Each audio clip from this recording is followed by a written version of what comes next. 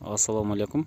Жапалакка тегилген малина полька сортунда 2 жылдык бутагынан мынакей мөмөсү бышып алдында турат. Буюрса 3-4 күндө мөмөлөрү бышып баштайт.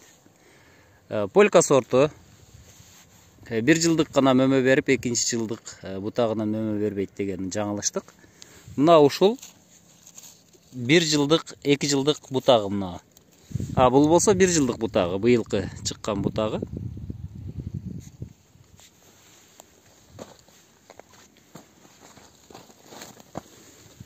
Мынакей бул 1 жылдык бутагы. Учунан чыгып мөмө берип атат. Демек, быйыл тиксеңиздер, быйыл мөмө алып баштаса болот. Мына 2 жылдык бутагы королоп калды мынакей.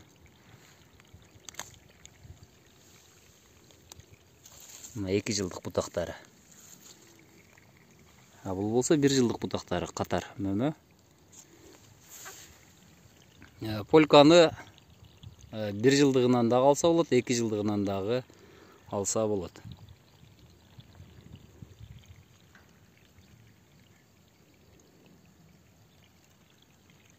Март айында тиккенбиз. 2 ай вакыт болуп калды. Өсүүсү жакшы.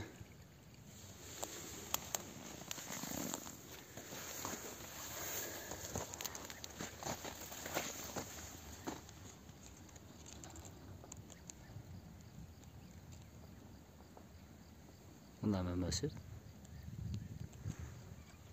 Туугандар, полька теге турган болсоңуздар, мына ушундай 2 жылдык бутагынан дагы ала аласыздар. Көпчүлүгү 1 жылдык бутагынан берет экен деп аз мөмө берет деп атышат. Жок.